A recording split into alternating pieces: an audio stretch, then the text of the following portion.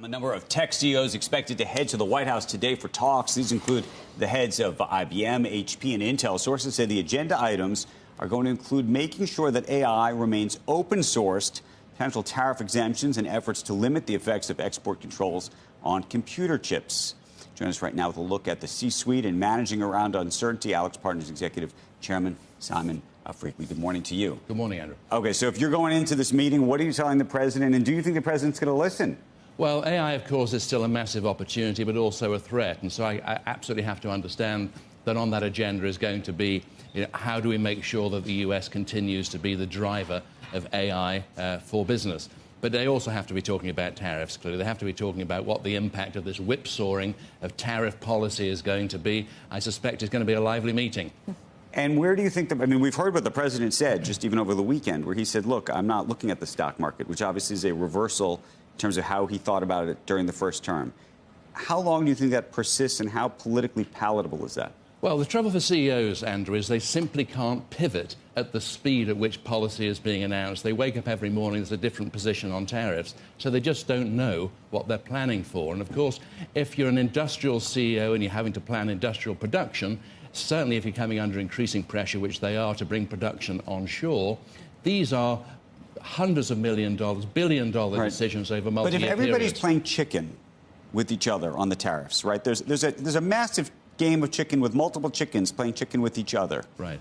At what point, if you're a U.S. CEO, and at what point do you advise the U.S. CEO, say, you know what, these tariffs are here for real, they're not going anywhere, it's actually worth you spending potentially billions of dollars to actually bring your manufacturing back to the U.S.?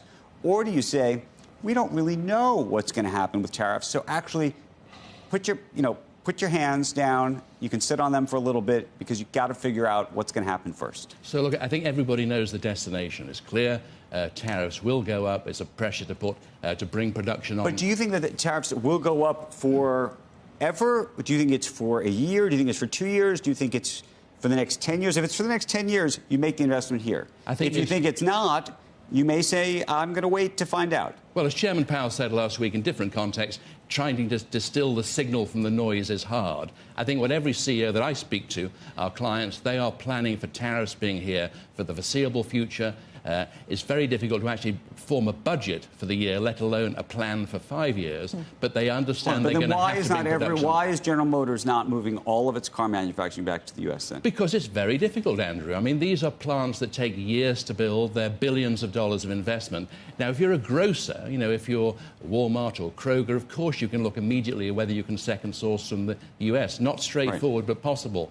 If you're GM or Ford... Well, that's what I'm saying. All the hard choices. They're hard choices, but of course these things can't be done swiftly. There's no quick solution to this. So how, for instance, one of the things we do with our clients is set up tariff war rooms. We have dozens of them going on at the moment. People understand how they can do tariff engineering, which means how do they look at different countries with different tariff likely outcomes to minimize the impact of tariff. How do they actually look at their What's product? the best end run at the moment?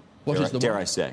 The best end run. If you're sitting in this tariff war room and you're saying the smartest way to get the goods and to avoid the tariffs is to do what? Well, what you do is moving goods through where?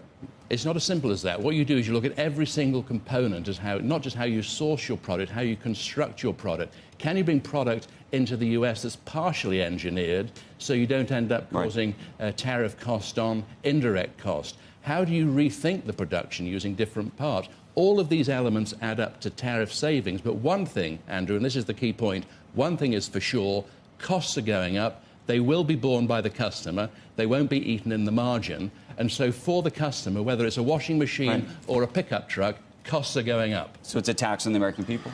Exactly. Now, Whirlpool, for instance, is a great example. Whirlpool in 2018, when the tariffs on China were upped, they decided to bring 90% of their production onshore.